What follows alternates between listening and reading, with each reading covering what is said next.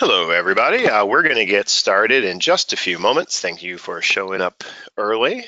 We're just going to hold a minute until till the top of the hour, and then we'll get underway.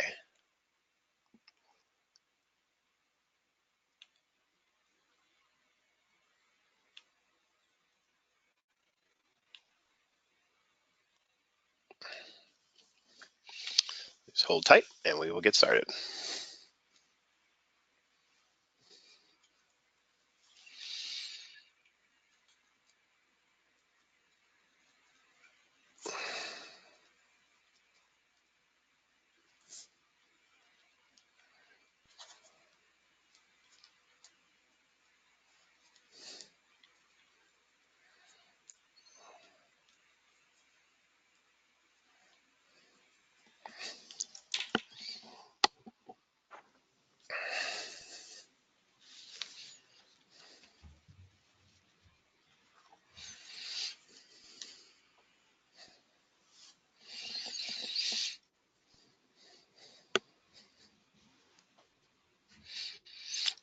Got a few more people who just joined us. Normally, I would have some background music as we wait for the start of the presentation. For those who've joined on already, we'll get started a little closer to, well, just after 3 o'clock, allowing more people to sign up. But thank you for being on early, and we'll get going momentarily.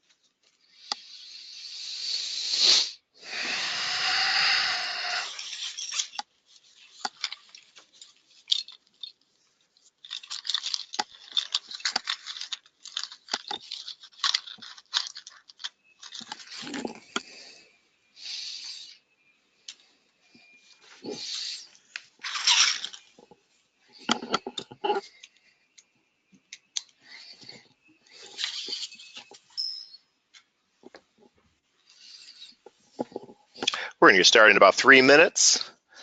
Again, thank you to those who've joined us early. I'm going to allow a little more time for people to sign on, and then we'll get the presentation underway.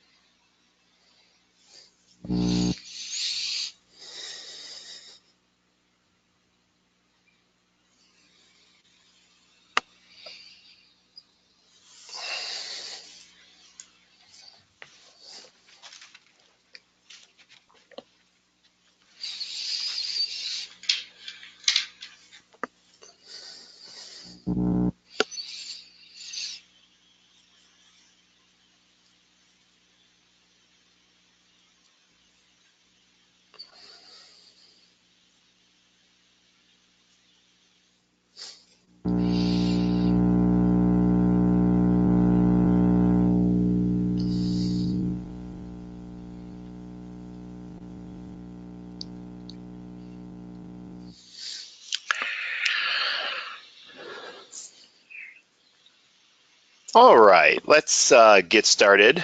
I want to welcome everyone to another edition of Public Leadership Institute's online trainings. This particular session, talking about the top 10 rules for direct mail. Good to be with you, and thank you all for showing up to hear from our esteemed panelists. We talk about some of these best practices. I mean, as a way to communicate what we're standing for and supporting base mobilization as well as persuasion to take action. My name is Dave Woodward. I've got the great honor of being your host today. I'm the National Network Director with the Public Leadership Institute. In addition to my work with PLI, I'm also a county commissioner and a former state legislator, and looking forward to being part of this conversation as well as, to share some of my own experiences on this topic, but to really help facilitate the round-robin conversation with everyone who is joining about what works best and how to put this knowledge into action.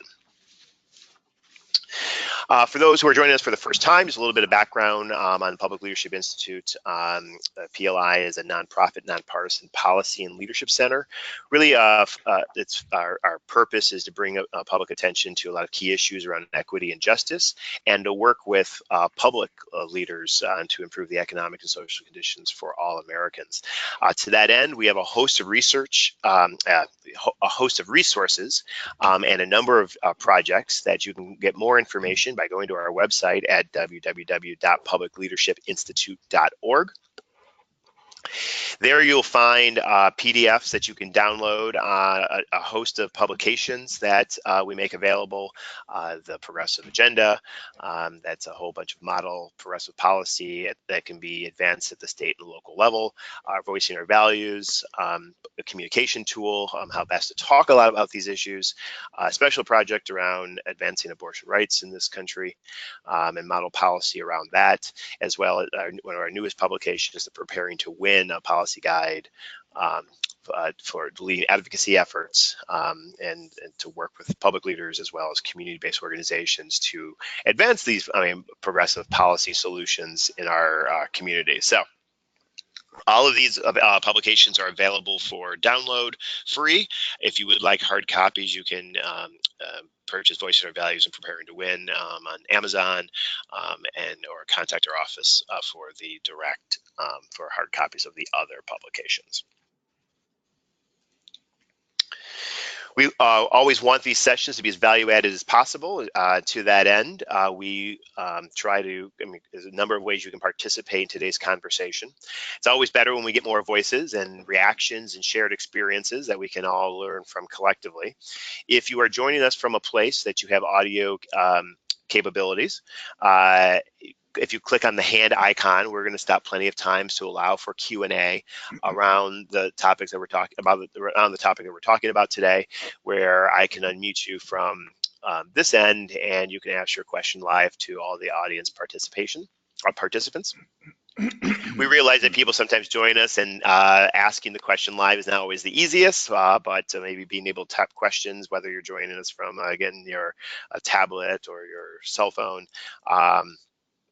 Feel free to type questions in at any time over the course of the presentation. When we stop for Q&A, we will field those questions so that we get answers to those for everybody. You can always email me at dwoodward@publicleadershipinstitute.org. It's a little hard during the course of this presentation, but if there are any questions that come up in the result of listening to everything and you've got a question, please feel free to email me and we'll get that question answered to you as quickly as possible.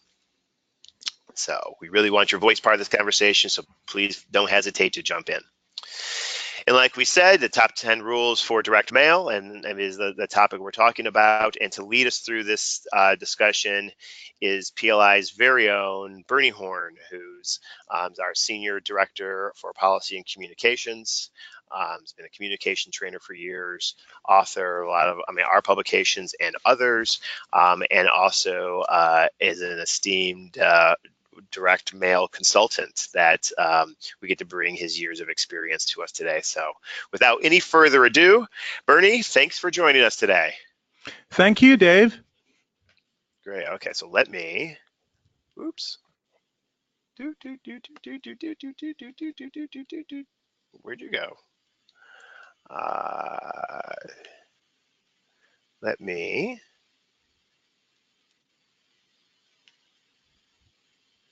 here you go. Oops.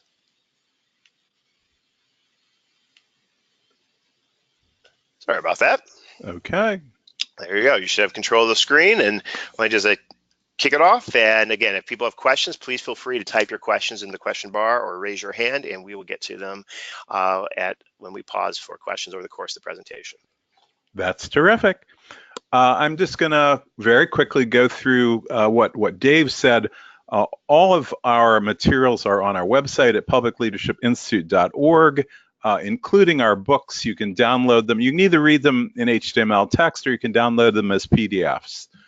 That includes the progressive agenda that gives ideas for legislation on both the state and local level.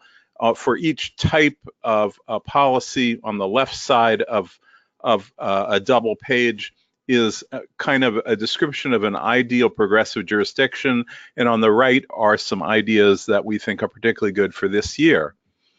Then there is our Voicing Our Values messaging guide, which you can buy on Amazon or you can just download it from our website. Preparing to Win, same, you could get a nice copy on Amazon or download it from our website. And our Playbook for Abortion Rights, which is a special project we do. So this is going to be divided into three parts. I'm going to talk about the mechanics of direct mail, and then I'm going to stop for questions. Then I'm going to talk about the message that you convey in your mail, and then stop for questions. And then the third part is about the design of mail, and I'll stop for questions a third time. But by all means, type in your questions in the bar anytime, and Dave will jump in if you have something that I should address right away, which I'm happy to do. And I'm going to say, I'm going to give you examples that are overwhelmingly about political candidates, but it's equally true for, let's say, referendum, initiative campaigns, policy campaigns. Whenever you're using direct mail, it's just, there's a lot more examples that are candidates, so I'm going to talk about that the most. Now, almost all of this applies to both large and small campaigns, but in large campaigns, direct mail tends to be just a part of the communication that is focused to particular audiences like seniors or youth or people of color. When you're running for office on the state or local level, generally speaking, this is your broadcast. You can't really segment the audience because of the cost of printing and mailing. You are creating ads that are like putting on TV ads for your district. It is your method of broadcasting. And let me just tip my hat to a man named Richard Schlockman, who invented the current style of political mail in the 70s and 80s. We used to call it the California style because he's in California, and it was created largely because TV media markets like Los Angeles and San Francisco were just so expensive that people couldn't buy TV. And so the idea was to create direct mail that kind of imitated TV. And so the best direct mail really is like a TV ad or like an online video that comes to your mailbox. So as I said, we're going to have 10 rules. Start with rule number 1, which is write down your mail plan. We tend to talk about our mail plan, but we don't tend to write about it. This is Matt Reese. He was the famous godfather of political consultants. He's the one that won the West Virginia primary for John F. Kennedy, and this was a very famous and important election victory. When Kennedy's father said the famous line, I'll give you the money to win, but I'll be damned if I'm going to pay for a landslide, he was complaining about Matt Reese, who was just so darn effective. Anyway, the old adage for Matt Reese is this: if it isn't written down, it doesn't exist. And what he's saying is that you've got to write it down if you're going to have a real plan. So write down a mail plan with a budget. So what does that mean? So like you go down the left side, you have a series of pieces. Piece number one, you give it a title or the subject of that piece. You know, it's a biography, or it's about accomplishments, or it's about an environmental endorsement or whatever. And then you describe the size and the folds of that piece. So let's say you'd say 8.5 by 11 by 17 folded to 8.5 by 11. And then who it's mailed to. So let's say this is a primary. You're sending it to households with at least one Democrat who voted in one of the last two primaries, plus newly registered voters. So, you know, that's who you're going to pull from the list. And then quantity.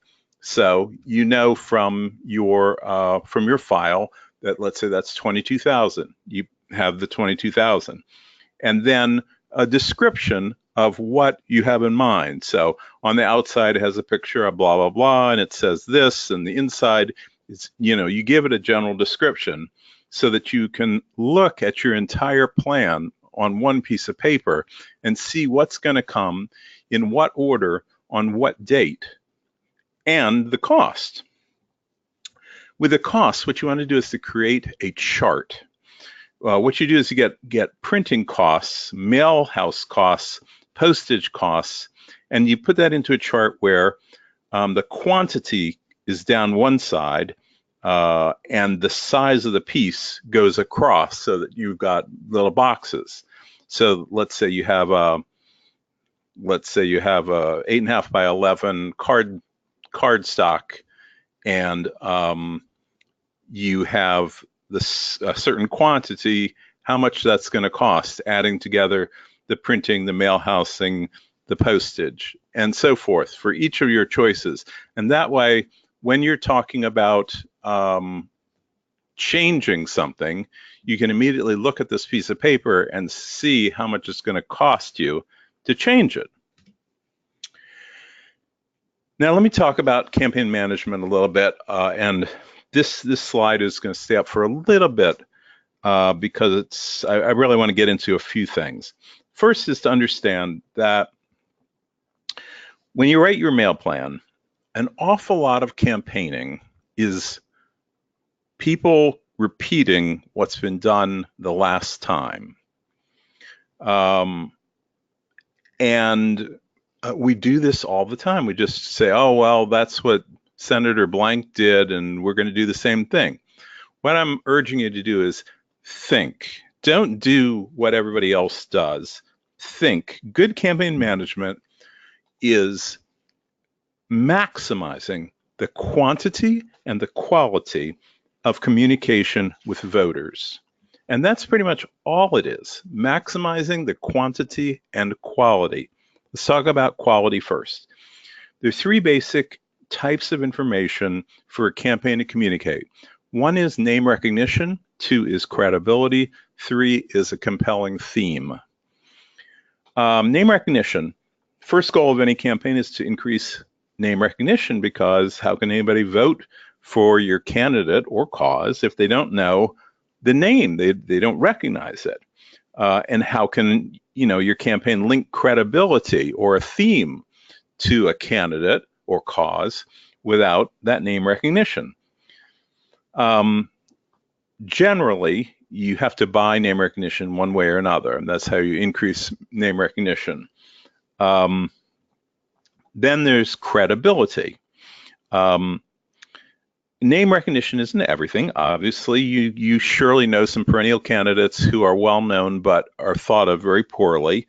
You get credibility, generally speaking, when opinion leaders say or imply that your candidate can or should win. Opinion leaders are like newspapers, membership organizations, individuals who have their own credibility in the community, like office holders or organization presidents or neighborhood leaders. Perhaps as many as 90% of all elections are decided on name recognition and credibility alone. Third is theme. So let me just define some things. A campaign theme is 1 or 2 sentences that explains the basic reason why your candidate should be elected. You should create a theme that's a couple of sentences, and it should answer the questions: why is your candidate running, and why is your candidate better than his or her opponents? And it should be pithy in like a couple of sentences. Campaign messages, on the other hand, are statements which your campaign tries to communicate in order to prove your theme, right? So let's say your campaign theme, and this actually happened, is abortion is the overriding issue of the moment, and our candidate is pro-choice.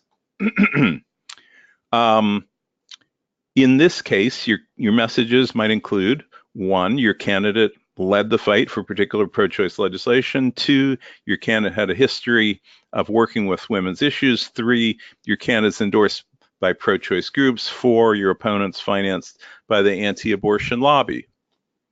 This example happened in a primary, of course. And then there's a campaign slogan. A campaign slogan is a short phrase used in campaign literature which synthesizes the theme. Not everybody has a slogan, but it's a pretty good idea. It's pretty useful on signs and the like to just get across your point in just a few words. The theme should be simple. It should differentiate your candidate from others. It should be believable, and it's got to be important enough to the voters to motivate them to vote. Okay, so that's the quality. Now let's talk about the quantity. The easiest thing to do in a campaign is to waste money. And, I've been involved in that for many, many years. So many campaigns feature giveaway items that have no strategic purpose, or spend as much as half their money on overhead expenses like large storefront headquarters. They waste money in this way because that's the way it's always been done. That, Senator Blank had that storefront. We're going to get that storefront. If your mail is your broadcast medium, that's the size of the district, then you want to spend at least 2/3 of all your campaign budget on that. And that can be tough because that means that you have to cut elsewhere. You have to be pretty tough about everything but your mail. But generally speaking, that's what you need to do. So that was the long, long rule. All the other rules are shorter. Rule number 2 is to target your voters. Obviously, let's say you're running in a district that's a population of 100,000 people. Let's say about 70,000 of them are voting age, about 65,000 are eligible to vote, 50,000 are registered, 35,000 actually voted in the last general, and only 30,000 voted in your race. You're down the ballot. About 20,000 are pretty clearly not persuadable, although it's probably more like 24,000 who are not persuadable out of 30,000. So only about 6,000 people are persuadables, are real targets in this big district of 100,000 people. And that's, one of the big tricks of politics is to figure out who those people are, who could be persuaded to vote for your side, or could be persuaded to go the other way. Remember, if you buy a billboard, for example, it's going to be seen by all 100,000 people plus people outside your district. And the same with radio and newspaper ads and so forth. But generally speaking, it's going to be extremely wasteful because you're only aiming at 6,000 people and you're paying to reach hundreds of thousands of people. Generally speaking, that's not going to be very efficient. The ways to narrowcast, to target those targeted voters, is mail, walking door to door, phoning, emails and texts, and social media. And that's pretty much it. That's how you get to those people. These are ways to target.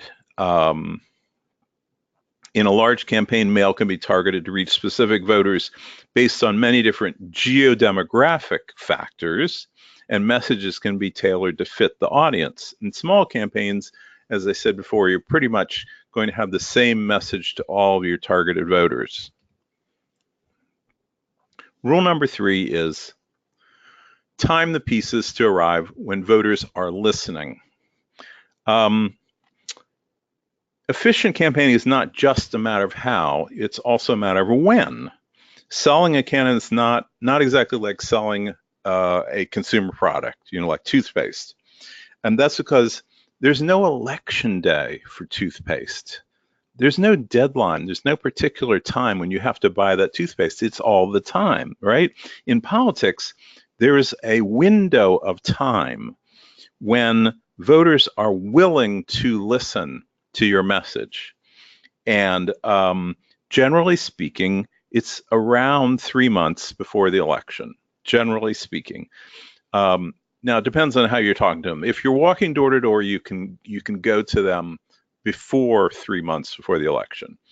But if you're communicating with them in some kind of broadcast medium, they're generally not going to listen to you unless you're within that window when they think, oh, there's an election coming and I have to start thinking of it. But in fact, 3 months is kind of broad. Most voters are really putting off thinking about the election until about a month ahead of time, or perhaps 3 weeks ahead of time. So generally speaking, direct mail is crunched into the last 3 weeks before an election. Just generally speaking, that's when people are listening. So you're getting repetition, which is essential, during that time when people are willing to listen. Here is, this was a 2014 calendar. In 2018, the election is on the 6th, so it's all the numbers move by 2. But basically, you see, this would be 8 mail pieces, and the idea is for people to receive them on the dates that are in yellow, and you're keeping them about 3 days apart. And the reason for that is you really don't want the mailman to deliver 2 pieces on the same day, although it will happen. But you want to minimize that because then you lose the value of the repetition. That's why you're spreading it out about 3 days apart for each piece. So let me ask about questions. Does anybody have any? Talking about mechanics, and then we'll go to the message, what you say in these mail pieces.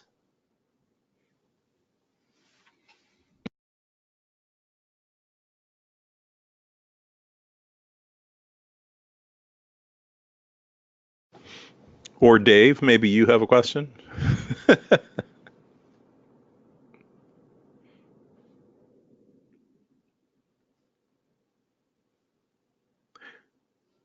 Dave, did you get cut off?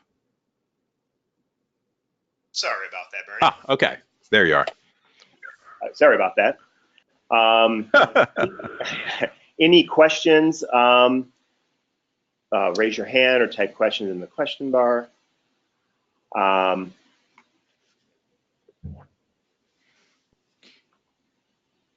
So we have a question, Bernie. More prices, more pieces actually, I mean, as obviously more money. How few pieces are valid enough to make an impact?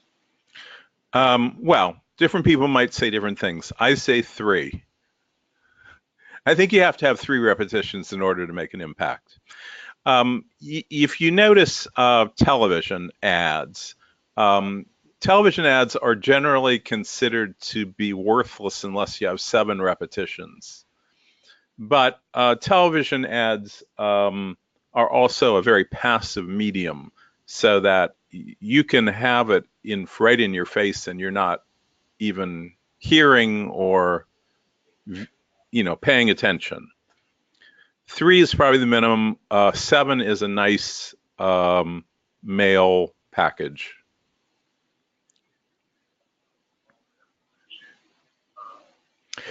In addition to that, when you're walking door to door, you want to make your walk piece fit into the mail thematically and obviously visually. So, the ideal thing with a walk piece is to mail into a neighborhood ahead of time saying that you're coming, then walk with your material, and then send a piece afterwards saying that you came, especially if anybody talked to anybody.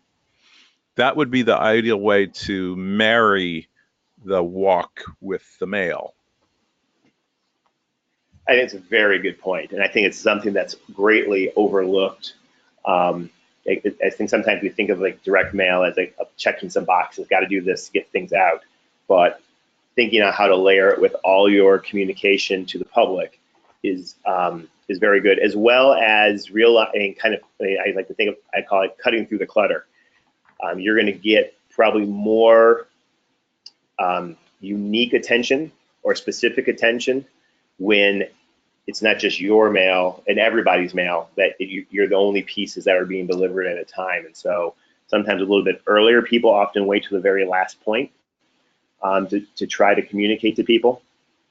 And there's reason for that. There's often a group of voters that are very late to decide and aren't really paying attention early on in the cycle of whatever you're talking about. But as Bernie just like described in that scenario, that would usually happen a bit earlier before the final push of things, and you can stand out to be established, probably most useful in name recognition. Most dollars for direct mail gets spent in the final weeks, and I think frankly so much so that you're seeing a piece. It's not uncommon to see a piece dropping every other day or every 3-4 days in a very highly contested contest, to the point that it's just it doesn't distinguish, and it's literally, it hits a saturation point just like TV does at some point. So, which comes back to Bernie's original point about the importance of having a plan and really weaving in how is it helping support earned media communication? How is it supporting shaping that overarching political narrative communication narrative that you're trying to lift up? How are you and spacing it out early enough so that you can make sure that it happens? Bernie, we have another question that's come through here. Like, how do media ads count as touches for repetition? Media meaning online, or? Yeah, I guess if why don't we talk in I don't know if media is in television or direct mail. I guess how many? Yeah, I would say basically no. If you're going to use a particular medium of communication, you have to get sufficient repetitions with that kind of medium before you move on to the other. So that, when someone's in a election that's decided mostly by television ads, they have to make sure that they have the sufficient repetitions for TV before they even spend the first dollar for radio or mail or online or whatever. I don't remember whether this is Matt Reese, but it's dominate the dominant medium. Mm-hmm.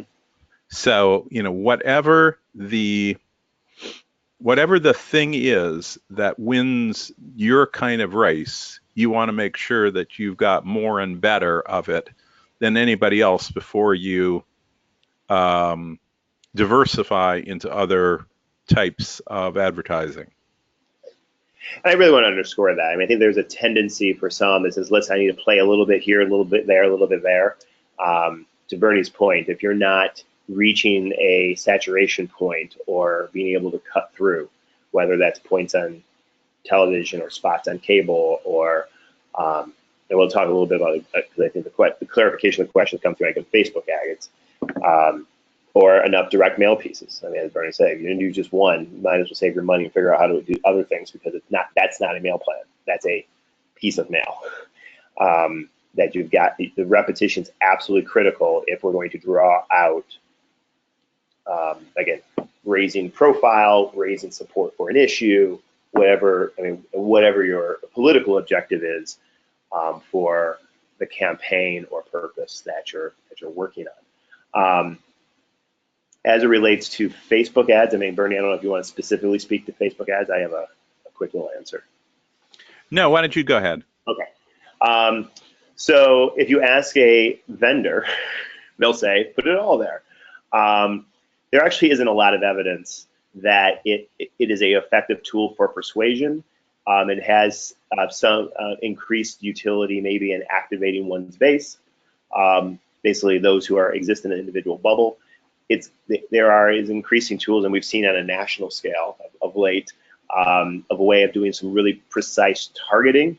It is really cheap, but because it's really cheap, I would argue is not very effective.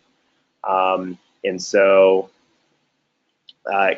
can you afford to run a campaign and not do any Facebook ads? I think the short answer is yes, particularly if you're able to dominate in these other mediums that we knowingly gets to the specific audience that we're talking about. Facebook ads, again, is not a place to do really good persuasion.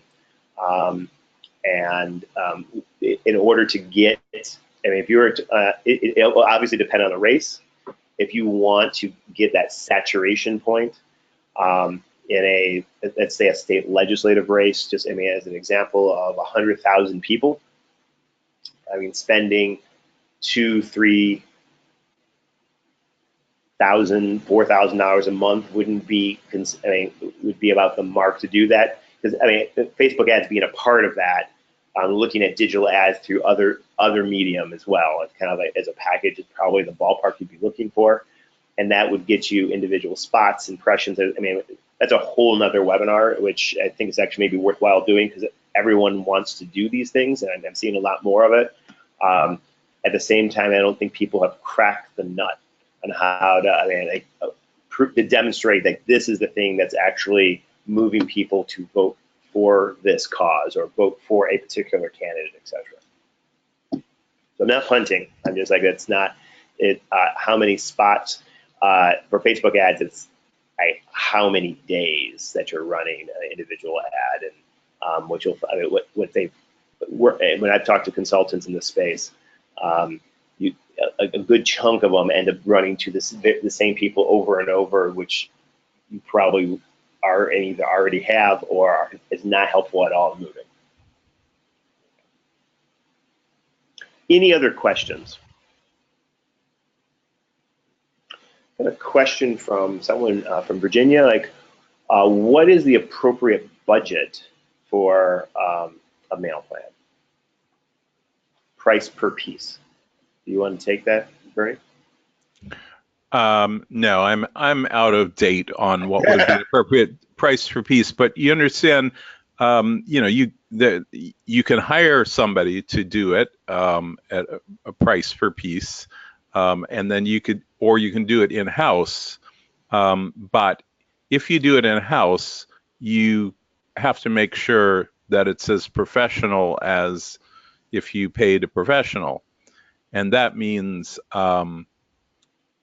you really need to pay a graphic designer and then pay an awful lot of attention to the mailhouse and issues of, our targeting and delivery.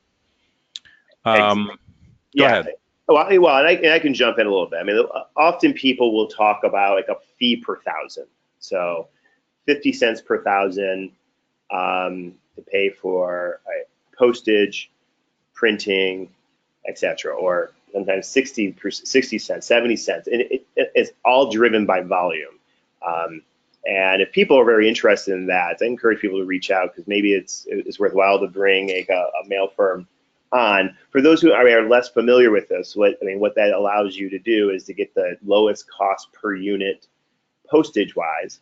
Here's a fun little tidbit, and I just learned this personally the last cycle, that if you put a QR square on your lit, and the post office will give you a percentage discount on political mail. Now, what do I mean? And why is that? Now, you're not going to save a tremendous amount, but it's a savings, and if you're doing a tremendous amount of mail, it might actually translate into some real dollars. The post office is on a mission to try to kind of claim its space in communications in this age of digital email, etc. And to the extent that they can incorporate using smartphone devices to interact with mail is things that they're always exploring with. And so I'd have to go back and check, but I was like surprised. I think it was like something like 2% discount if a QR square is incorporated into your direct mail, and it's easy for someone to use from the outside on the envelope or on a postcard or what have you. But to the original question, like what I expect to spend or what's a good cost, it really is going to depend on your volume. Smaller volumes, you're not going to really save a tremendous amount through bulk purchasing. If one flight of mail or sending one batch of mail, it goes to 10,000 households, a mail firm should be able to drive that cost down to less than 30 cents a unit for postage, and then you have all your additional costs. And the way you think about this when you're building the budget, to what Bernie was saying, you want to look at what would it cost to have this professionally designed to meet all the appropriate specs, what would it cost me to have it printed, and then what's the cost to process and then actually mail it out. And all of those things really are you basically add it all up, divided by the number of pieces, and that's what you're looking price per piece, or that 50, 60, 70 cents per unit is not uncommon. Can you get it lower than that? Certainly you can. It would have to achieve some economies of scale, and that's probably a little more in the weeds for this presentation, but that's why I regularly recommend that people reach out to professionals that can help do that and specialize in it. From a campaign, a candidate perspective, issue campaign, you want to make certain that that the utilization of this tool is done in such a way to complement your communication objectives.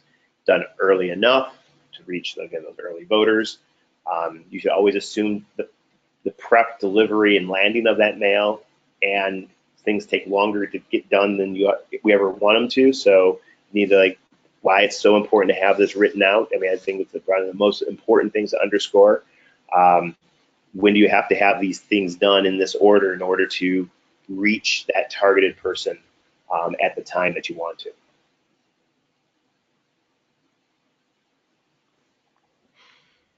Any other questions? Well, Barry, why don't we move to the next section? If people have any other more questions about mechanics, feel free to ask them, and we'll get to them after. Very good. So candidates and activists tend to think of local elections as if they were small versions of running for president or statewide office. But that's really not the case, because the voters don't look at it that way. A local campaign is fundamentally about two things. One is name recognition, and the other is a perception of which candidate is on my side. Name recognition, we've talked about, it's campaign mechanics.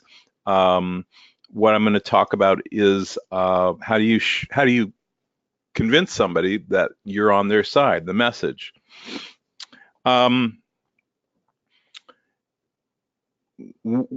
What you want to do is to create a theme, as I defined it, a short explanation of why your candidate and why not the other candidate.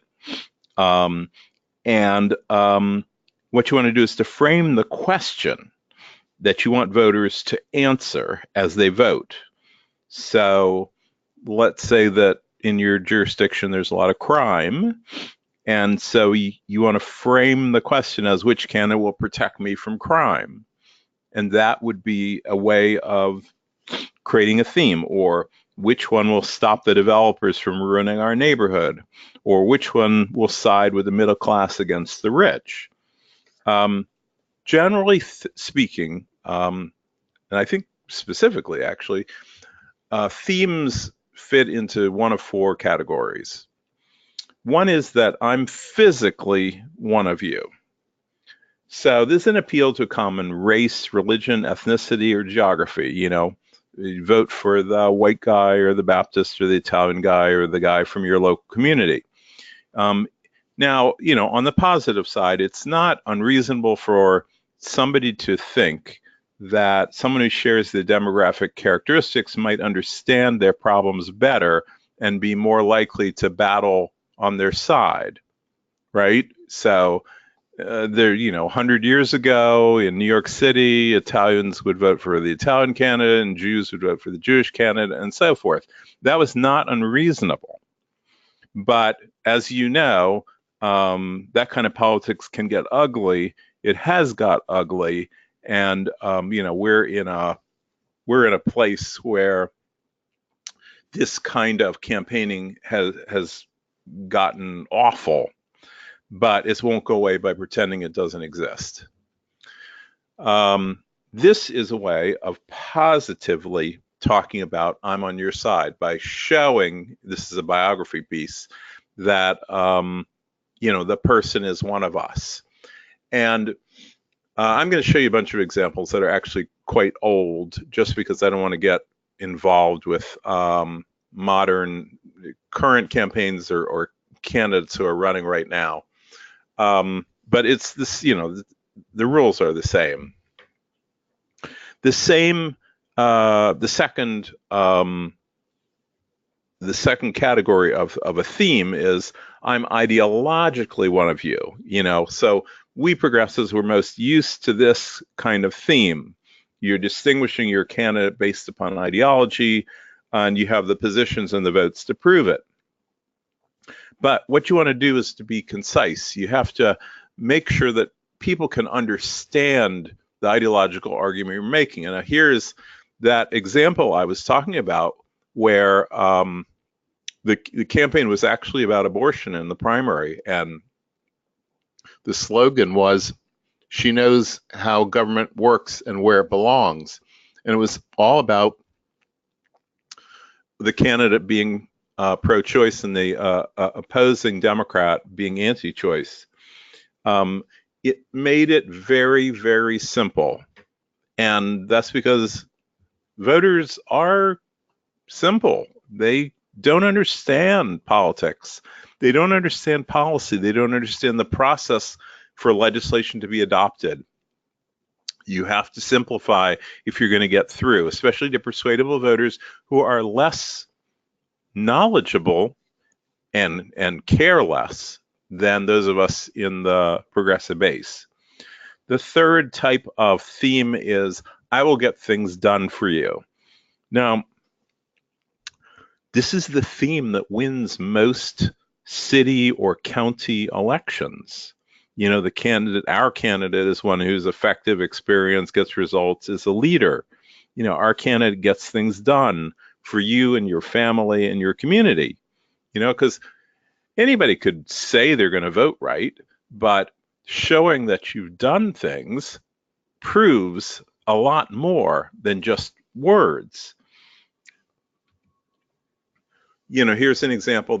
He was the mayor of Annapolis years ago, where, these are just pictures of things that he accomplished. Very simple, very little text, pretty effective.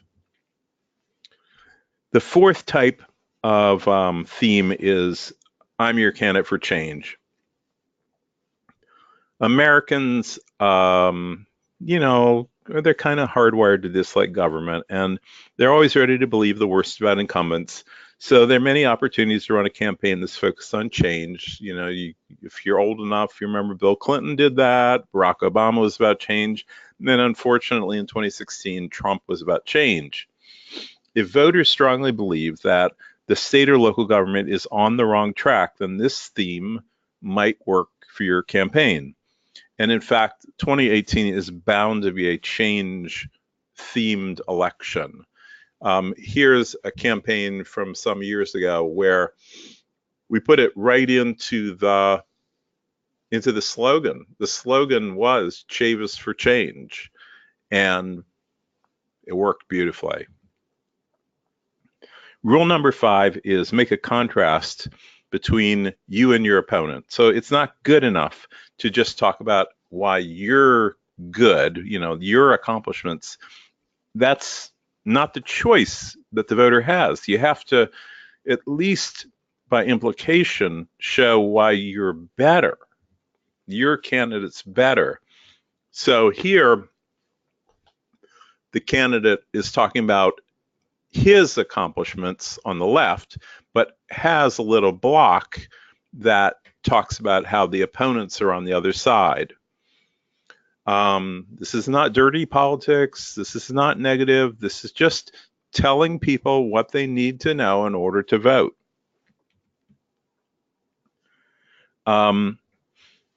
Persuadables care about themselves.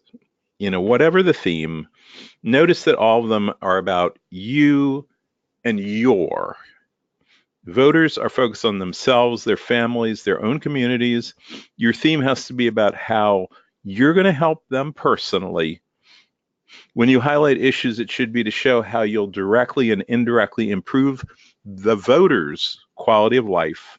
Parks will be cleaner, traffic problems will improve, government offices will serve citizens better, unwanted real estate development will be thwarted, whatever it is, you're doing it for them.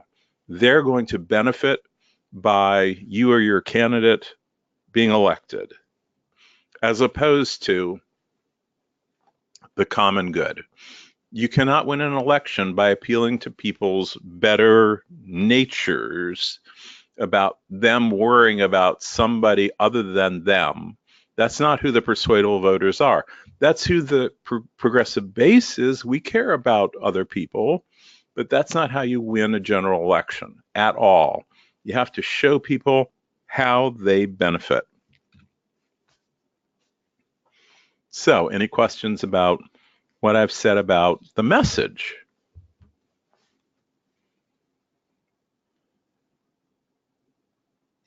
And any questions that you might have, like the same thing, if you type question in the question bar or raise your hand, we'd love to talk about the inclusion here. I mean, one thing that I would add, basically to what Bernie was saying, I think it's important to, he talked about the individual things and how pieces can be used to achieve different objectives.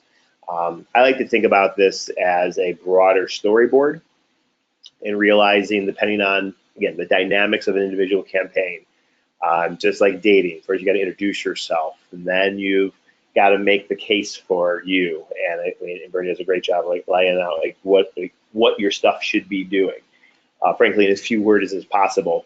You've got to draw the contrasts and then make that closing argument. And again, another way to illustrate that is in a plan of ask yourself, what is the purpose of each piece?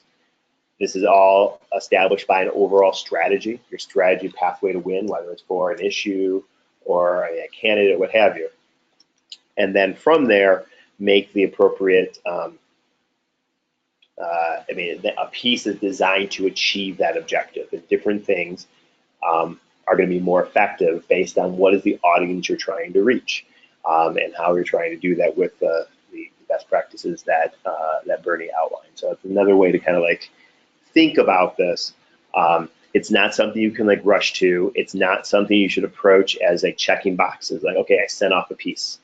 A direct mail piece needs to have a purpose, and you should be very explicit in what that purpose is, to align to your overall campaign strategies. We have a question, Bernie, that's asking, how much is too negative for direct mail? And you'll love this question. Well, if it's truthful, there's no such thing as too negative. It's the question of how you present it, and I will show some examples of that when I'm talking about design. But if you've got something negative to say, the harsher the message, the better it is if you make it clever or funny. Mm-hmm. I agree. One other thing I'd say to that is, and I completely agree with Bernie. Negative, if it's true, it's true. The value of contrast lit or calling out the record of somebody is to two things: weaken support for an opponent or the opposing side, and or maybe a secondary goal to maybe grow support for the other, for you. and people shouldn't be afraid to be able to do that. And it can be effective. What I would say, if you haven't been able to establish yourself, that's assuming from a candidate perspective, if you haven't been able to establish yourself, then going out immediately trying to tear down the other side to weaken support from it is just not enough. You've got to be able to be out there, which kind of leads me to the other point when we started talking. I think when Bernie was talking about the overall message, this ought not to be a laundry list of issues. If I want to reinforce that point, from a candidate perspective, it's what you're going to do to make my life better. Why are you better for me than the other person? Certainly issues can be used to illustrate that, but there is an overarching theme that you've got to be communicating, that feeling that you are working to garner with your audience of why you are the right pick. The same would apply to an issue. Why is this the right choice? How is your life going to be better? If you can't present, if you're not effective in presenting that overall theme, you're going to find yourself not being able to connect with your audience and answer the question, what's in it for me? And if you're unable to do that, frankly, you're leaving support on the table, and then maybe in some other ways backdooring them into supporting your opponent. It'd be interesting your read on that as well, from just kind of like just overall strategy of message, some pitfalls of not establishing oneself, and more importantly, having that concrete theme in place. Objectively, you're trying to communicate that overall feeling for a campaign or for a candidate, and not being very effective at communicating that, and then going to election and wondering, like, well, what's going to happen now? Yeah, let's say that you were able to send 7 pieces. You really want to start out establishing your candidate, and I would almost always send some kind of bio piece so that people get a feeling for your candidate, a warm feeling, with lots of pictures and as little text as you can get away with. And then you want to have positive pieces that build up your candidate on their effectiveness or different issues or different endorsements or whatever. Before you want to establish your candidate, before you compare your candidate to the other side. Then I would tend to have a couple of pieces that are flat out comparisons. Our candidate's the right person, the other candidate's the wrong person. If you're going to have a strongly negative piece, it's probably, you want it to be like the second to last piece, so that people are engaged and they are ready to hear something bad about the person. If you talk about your opponent too early in the campaign, you're actually giving them name recognition. You want to build up your side's name recognition and only attack when you're confident that your opponent's got the name recognition, that the attack makes sense. And generally speaking, I wouldn't want a flat out negative to be the last piece. The last piece, I prefer the last piece to be a series of endorsements, whether they're individuals or newspapers or groups or whatever. Everybody's for your candidate. It sets the right tone for just before the election day. Mm-hmm. I agree. And I think that's important. Again, a lot of this is going to always be informed by the overall strategy to win, whatever that is. I guess another caveat maybe to some of the stuff that Bernie was just saying is, take stake at who you're communicating to. We often, again, we think about the general electorate, people who are already with us, people that we're trying to persuade, people that we almost know that are not going to be with us. And then we talked a little bit of this in the mechanic piece. Sometimes, and this is kind of and I've struggled with this, and Bernie, I'd be interested in your read as well. Sometimes we spend like all of our energy and all of our juice on that persuadable audience, or what we perceive as persuadable. And sometimes you can break that, group into smaller sets. You can break it into older voters, younger voters. You can break it by gender. You can break it by geographic areas. And it might make sense because, frankly, the more localized and local flavor or more relatable you can make something, the more likely it is to be able to cut through.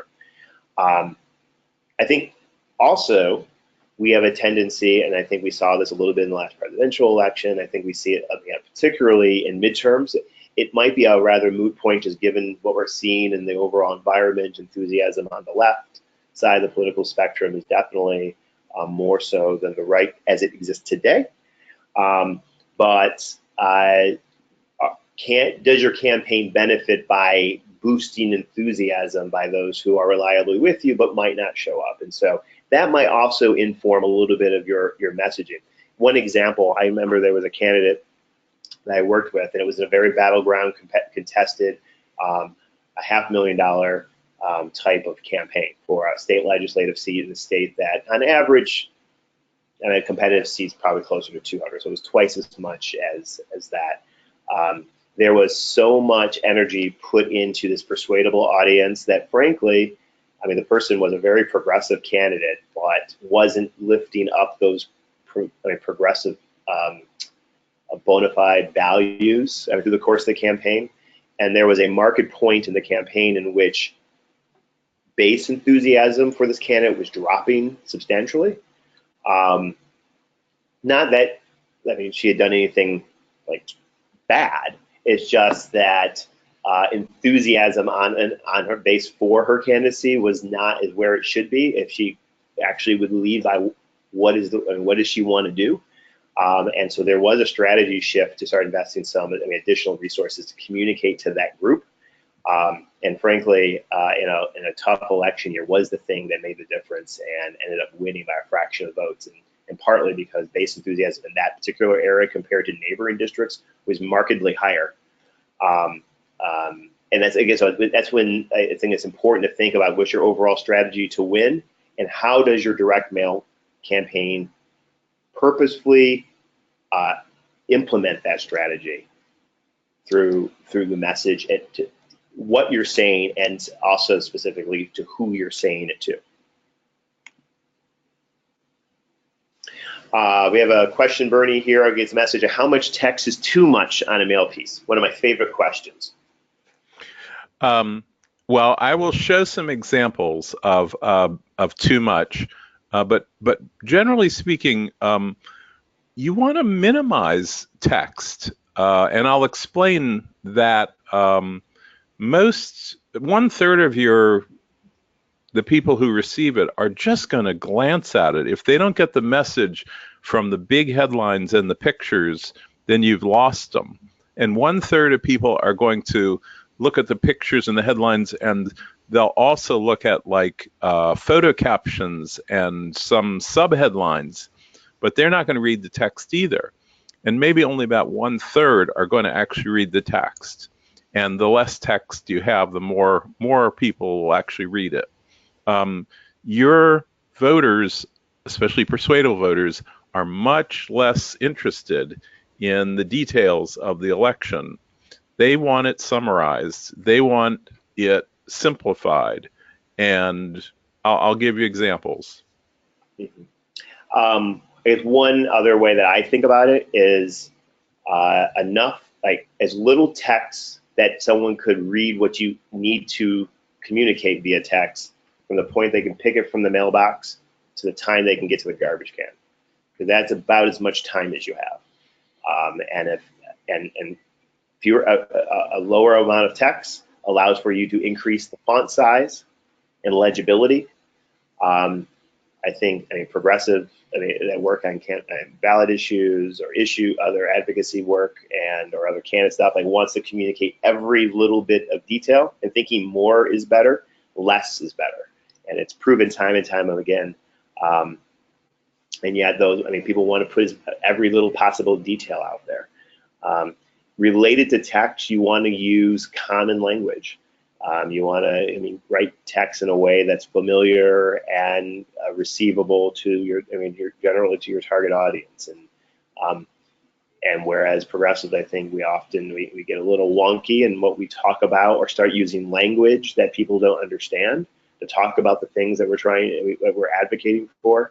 I mean, our Voice of Our Values publication is a good place to simplify language that speaks from a value center point of view in a way that people can understand. Okay. All right, well, anyways, let's move on. Okay. So rule number 6 is grab voters' attention. Unlike all of us, voters are normal people. We're not normal because we care about this. They're not interested in unsolicited mail in general and in political advertising in particular.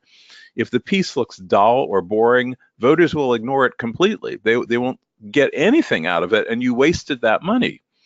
Mail's not a passive medium like television, where you're just sitting there and it comes at you.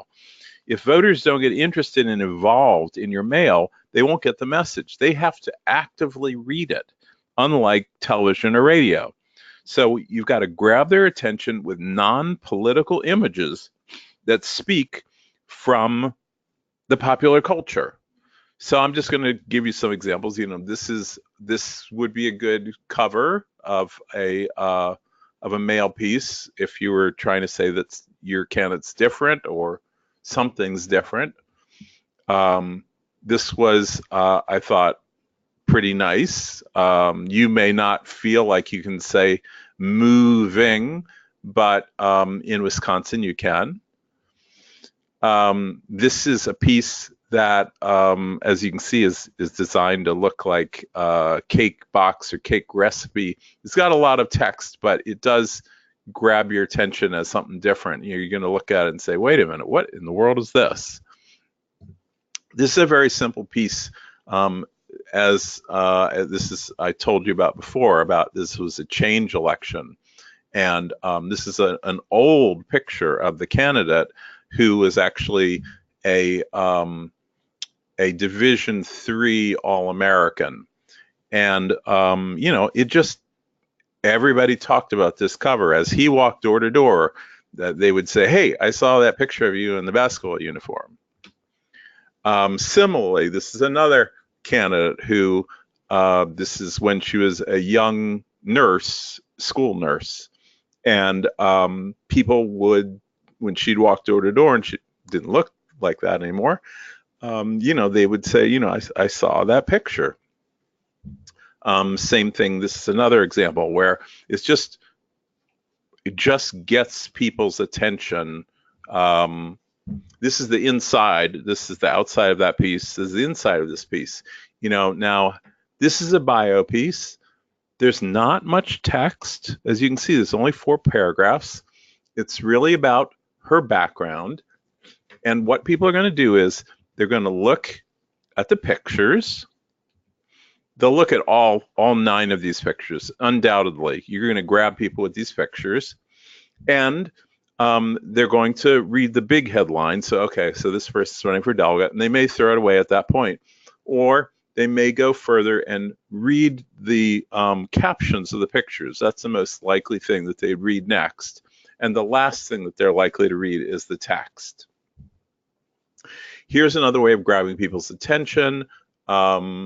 This piece was mailed into a dozen different states to attack candidates who voted against bans on assault weapons. Don't do this. This is like a standard political thing. If it looks political, you've lost them. They don't want this. Or this. Bullets are not how people read. Don't give me any bullets. Don't give me any check marks. Just explain in a little text what you're trying to get across. In this piece, I have no idea what this person's trying to get across. Bernie, on that piece, it's a good example of. Can you go back to that last one? This is of trying to list up a bunch of issues, and I think in any campaign, if you use the issue to basically communicate more of who you are. And I think a lot of people, this looks very familiar on, I mean, frankly, almost every local campaign that I see, that it's not distinguishable. Almost who doesn't agree with any of that? It's forgettable. And it fails to conjure up a feeling about this person beyond I am a candidate running for office. Yeah, and it doesn't emphasize anything. There's hardly a headline because of the typefaces are almost all large.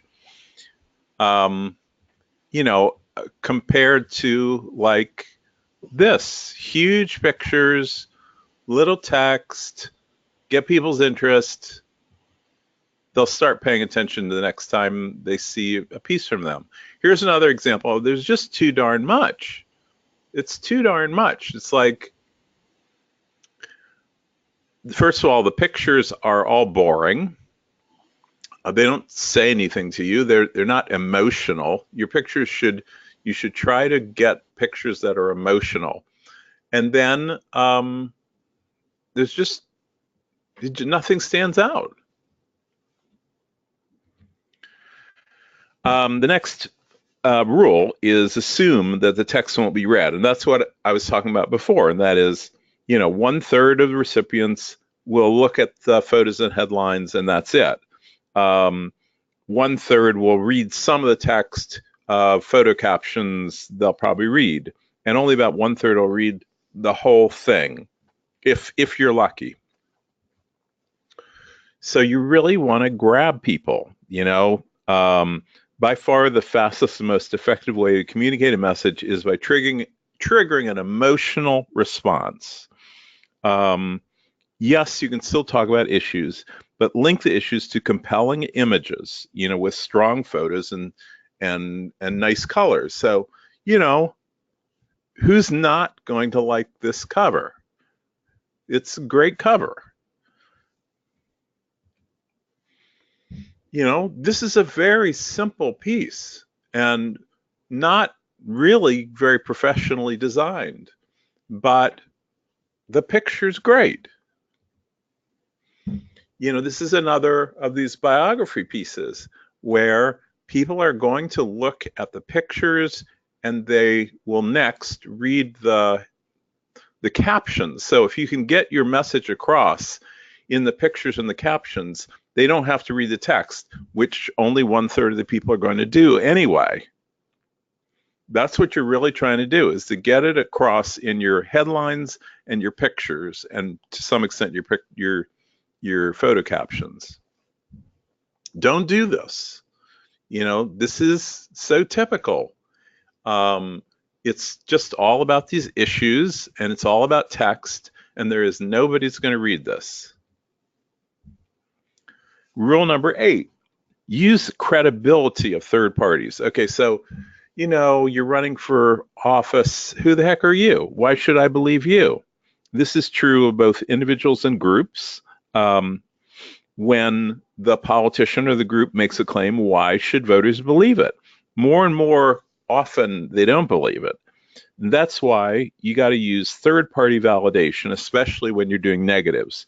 Your mail should include statements from the press, public reports, credible public interest groups, and well-known individuals to prove the point you're trying to say. So here's near me in suburban Maryland, where the candidate for state senate is using the then Congressman Chris Van Hollen, now U.S. Senator. His endorsement is being put across. Now look at this. This is simple. There's hardly any text in this thing, right? I mean, the main thing that you're looking at here is a picture of the congressman who is well known in that area, holding up a phone with a picture of the state senate candidate. And this was tremendously effective, and it's a really great piece, and you can see there's hardly any words on it. You can also see right down in the middle where she was endorsed a progressive majority. That we're happy about that. Another example of this is an example where you're using an outside group to prove your point. In this case, it's the Sierra Club. So if you just get across the point that this candidate was endorsed by the Sierra Club, that's all that most people are going to do. There's also Washington Post endorsement at the bottom. And only about a third of the people will read those text points. But as you can see, it's still not very much text. Rule number 9 is use comparative and sometimes negative mail. You definitely have to do it. People don't like negative. I mean, they say they don't like negative, but it works on them. The trick here is don't be mean. A third party who is communicating about a candidate can be meaner than a candidate running against another candidate. So that's why these PACs come in and have the most negative stuff, because you can get as angry as you want against the PAC. You want to be perceived as unfair, but at the same time, you have to be negative or comparative. The way that it works is if you can find a way to be funny or clever. Funny or clever is the way to get across a hard-hitting negative, because then it doesn't seem like, these nuclear winter ads, which you see on TV all the time. There's a good example. Here's a great example of, that's really hard-hitting, but it's funny. People are going to remember it. They're willing to say, "Oh, that's clever," and then they'll read, why should anybody think that they're the greedy bunch? This is just using an old movie still to grab people's attention, a negative about deficit spending. And here's another old movie still to, just get people's attention, and they're smiling at this if they have any idea who the Three Stooges are. Here's an example of a comparative, and the reason why this is so darn simple and, it's not even really designed, but the point that I wanted to make with this is the color. The candidate who's you're trying to support is the one on the left, where the colors make you feel good. Blue on yellow makes you feel good. The negative hit is reversed out. That is, it's white text on a dark background. That is, emotionally, that feels negative. And it's the color combination that makes you understand who's the good guy and who's the bad guy. Here's an example of, essentially a nuclear winter type negative. It just doesn't work if you make it so serious and you have such a hard-hitting attack. It's not clever in the least bit. It just seems like one of those politicians. Rule number 10, the last rule: informally focus group your mail. What you want to do is you create mock-ups. This isn't hard to do with, home computers. Create a mock-up with the pictures and the text that you want to do before you ever spend a lot of money on it. And pass it around to your kitchen cabinet and friends and so forth, and basically get their reactions.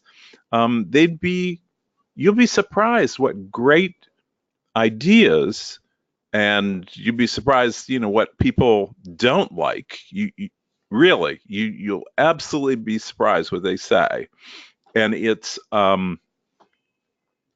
invaluable. This is whether you're using a professional designer or not, but you should use a professional designer. The question is whether you use a professional direct mail consultant that runs, the whole campaign. You really should use a professional designer, because look, if you spend money on mail and nobody reads it, that money went right down the toilet. you've got to make sure that it's designed in such a way that people are going to receive the communication that you're trying to put out there. Okay, I, that's pretty much the end of my presentation. So questions about anything? yeah, I mean, questions about design, question about message, question about mechanics. This will be the opportunity as we wind out on today. I mean, I want to kind of like echo something and kind of like make some additional points.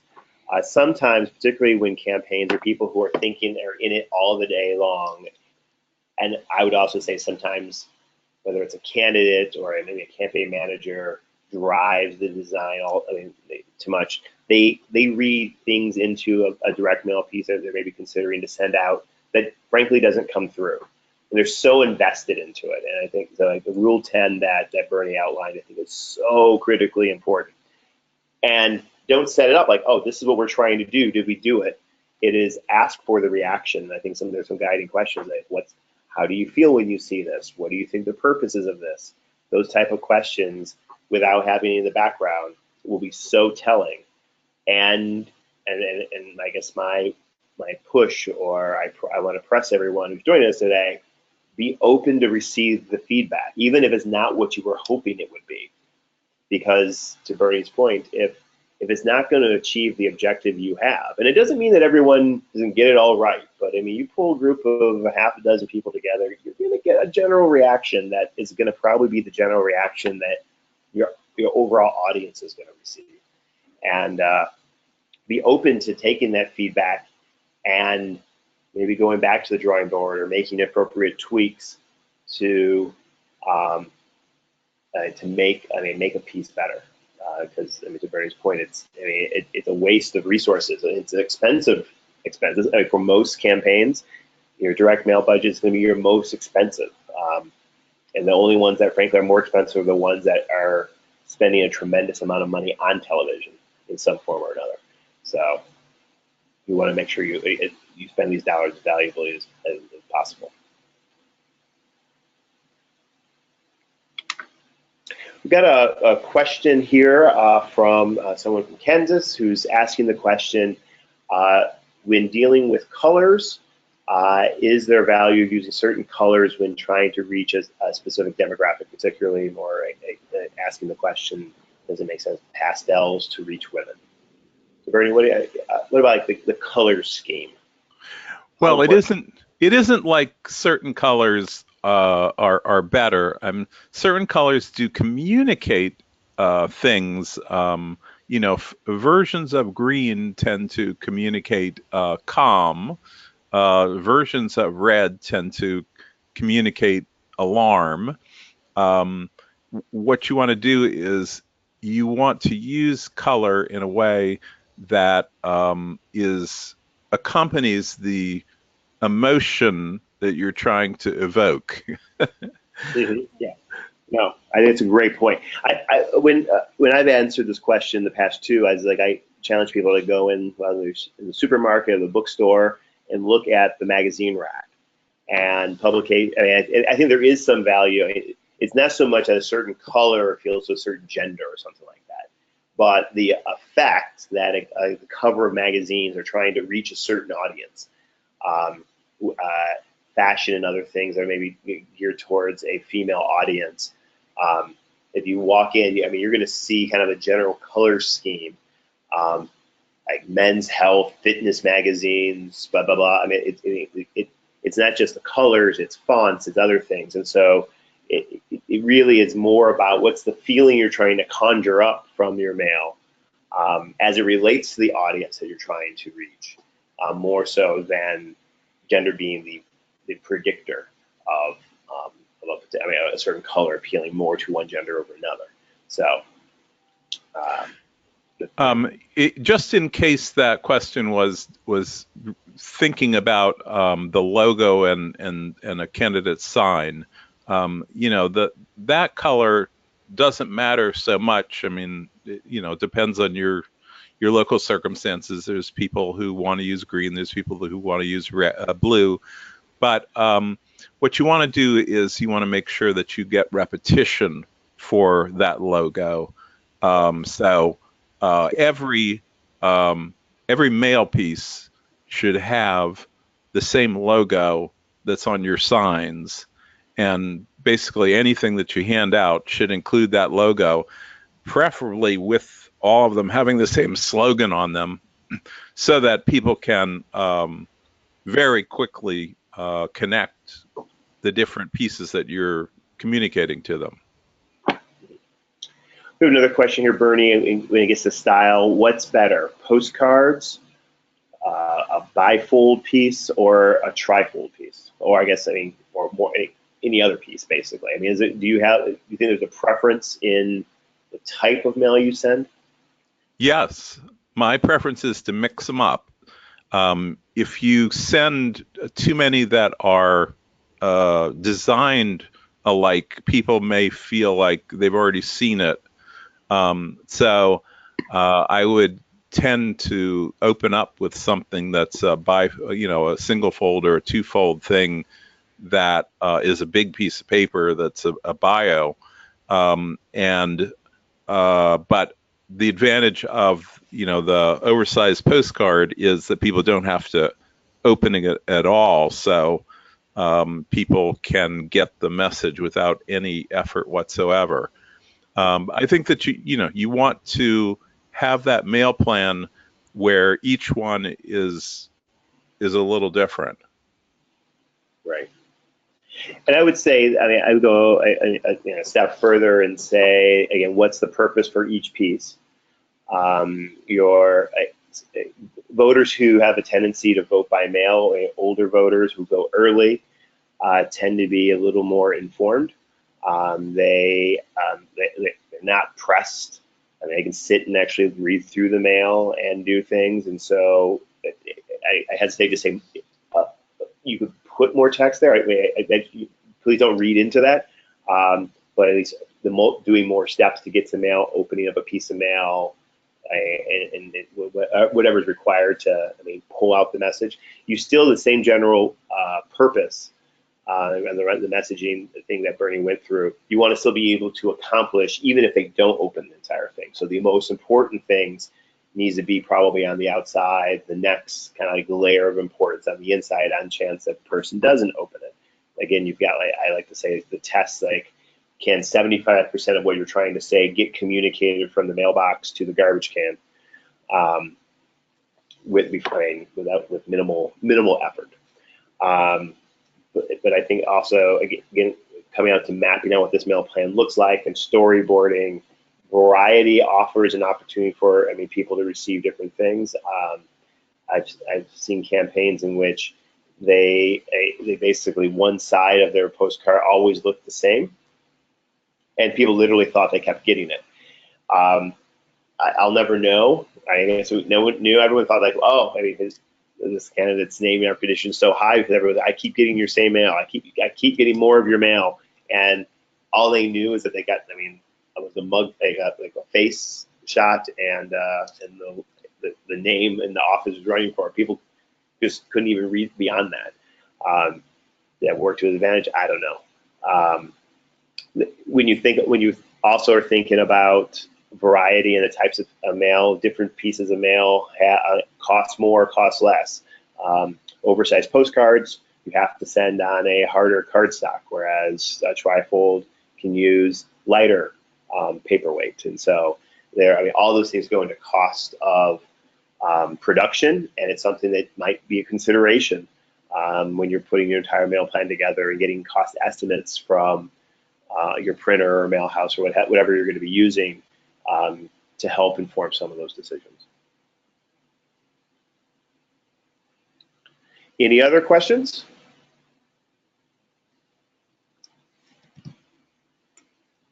Well, I think we got to the end here, Bernie. I'll give you the final word on this, and thank you so much for your wisdom and experience on all of this. And I think it's a lot of useful information that everyone joining us today can take advantage of. Thank you, Dave. And, I just refer back to the resources that are on our website. Voicing Our Values will give you a lot of ideas about how to communicate about a wide variety of issues that is directly useful in any kind of campaign. Great. All right. Well, thank you, everyone. Stay tuned for another edition of these online trainings. And again, if you have any additional questions, feel free to reach out, and look forward to seeing you next time. Have a good one.